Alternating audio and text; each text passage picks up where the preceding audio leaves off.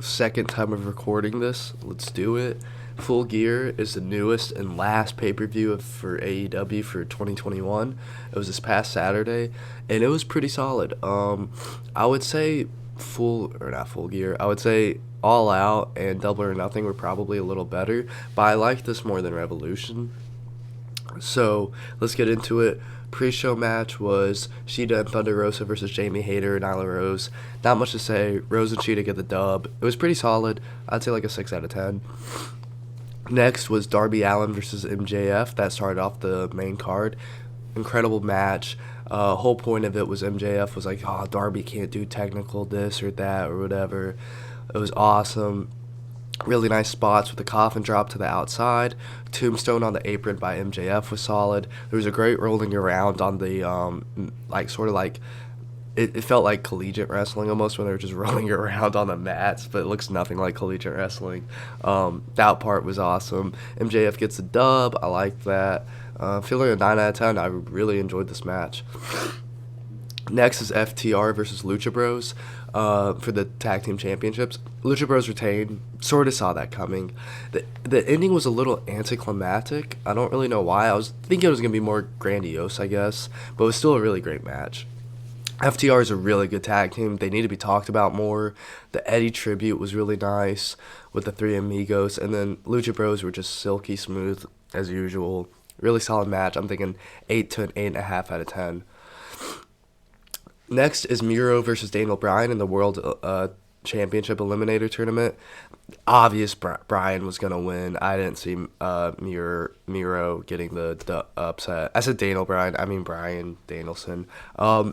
The DDT into like the submission gets the dub for Bryan Danielson. It was a good match. Miro seemed to have the side of the crowd really well, but again, obvious that Bryan was going to win. Solid action. Entertainment was good.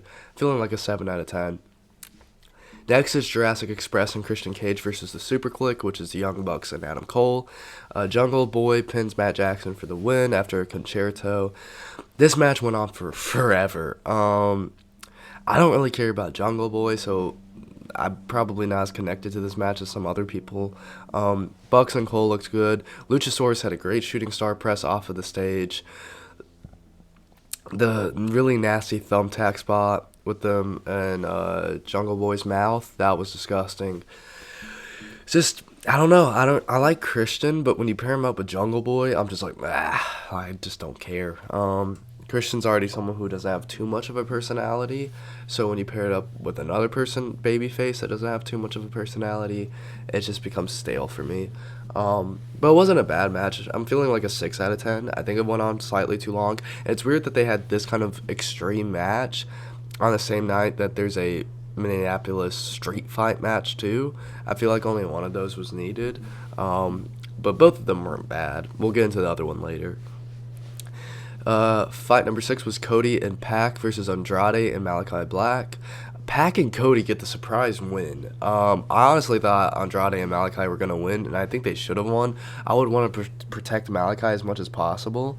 I understand he didn't get pinned, but still. Pac hit a really nice black arrow on Andrade for the pin and win. I like the dynamic of that both tag teams are crumbling as the match went on. Both sides were arguing with each other and stuff like that. Cody was constantly getting booed. I don't really know why. I understand that like not everyone likes his personality, like his character, but like I don't think he deserved all the booing. I love how they protected the black mass or whatever they call the spinning kick that Malachi Black does, because it knocked Cody out for like 20 minutes. That was good. I really liked that. When it's just Pac and Andrade, I could watch them go against each other for hours. They're so good together. Their second match that was on Rampage like a few weeks ago, that's one of the matches of the year. Solid tag team match, but it wasn't perfect. I'd say like a 7. Fight number 7 was Ty Conte versus Britt Baker for the women's championship. Britt Baker wins, obviously. I have no idea who's going to beat Britt Baker. It wasn't going to be Ty Conti, but I'll say this, Ty is better than I give her credit for. She looked really solid. Something I noticed was Rebel, one of Britt Baker's like henchmen. She was screaming so much, and it got to the point where it sounded like her voice was just gone, and she kept on screaming. Like, dude, I get you're a heel, but like, that's just, it took my enjoyment out of the match. I'm like, shut up. But I guess that's the heel point. I don't know, doing your job. Match was solid, but it was, Britt didn't do too much. I think she could have done more to make the match more interesting. I'd say like a 6.5 out of 10. But Ty was good. I liked her. Match number 8 was Eddie Kingston versus CM Punk. CM Punk gets the dub with the go to sleep. I will say this, a lot of people enjoyed this match more than me, so this might be just a me issue. It was a good grudge match between the two, and they really hated each other. Constant trash talk, middle fingers going at each other, fist fighting. I liked it. I don't see Kingston as the guy to beat the perfect record, Punk. I'm pretty sure Punk's undefeated. It didn't blow me away, but it was a good, solid performance. I'd say 6.5 out of 10. I just don't think I'd go back to this match. Match number 9 was the Inner Circle versus American Top Team. Inner Circle gets the win with Jericho doing an awesome tribute to Eddie Guerrero, hitting a frog splash on Dan Lambert for the dub. I thought the Top Team guys, besides Dan Lambert, I mean, he just did what he was going to do. I thought like the actual UFC fighters did really good, or former UFC fighters. I think they did what they needed to do. Crazy swanton from Sammy. That on from the ladder, that was awesome. We had an air phoner moment from Jake Hager going to the top rope and jumping off. That was cool. Again, I think this match went on for a little too long, but it was still really fun to watch. I enjoyed it. I'd say like a 7 out of 10. The main event, the whole reason most people that watch this bought the pay-per-view, Kenny Omega versus Hangman Adam Page. This was Hangman's time. It's been like 2 years. Huge story telling here. Probably the biggest story told in AEW's history. Hangman does get the win, but it frustrates me a little bit. I was fine either way if Kenny wins or Hangman wins. Because if Kenny wins, then I would be like, what the heck happens? Obviously, Bryan Danielson's the next in line, but for a title match. But I'm like, Hangman loses again. What? That would be a massive swerve. But Hangman winning makes sense. The part that really frustrates me is the Young Bucks. They come out and they just stare. Like, this is before the match is done. They stare at Hangman and they give a nod, saying, yep, it's time. It's time to do it. Matt Jackson looks at Hangman and gives him a nod. That doesn't make any sense, because earlier in the pay-per-view, they were clearly heels. Kenny and the Bucks are still friends.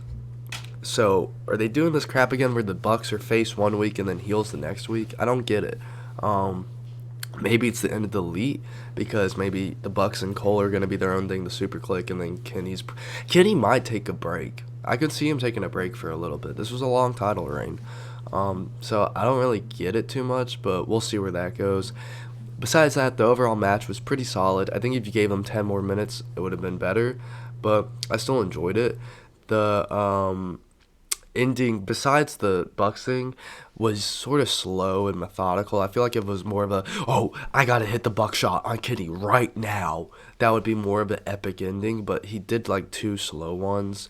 It was a good ending. Good match. It was a good ending to Kenny's title reign and a good start to Hangman's.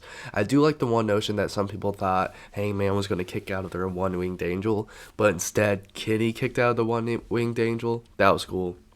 I feel like this match was probably 8 out of 10. I enjoyed it. Not sure how often I'd go back to it, but I thought it was really solid. My match of the night was clearly Darby Allin versus MJF. I always say that weird. Loved that match. And yeah, solid pay-per-view. If you have not seen it, I recommend that you buy it, or quote-unquote legally buy it. Yeah, good pay-per-view. That's all I gotta say. I'll see you all later.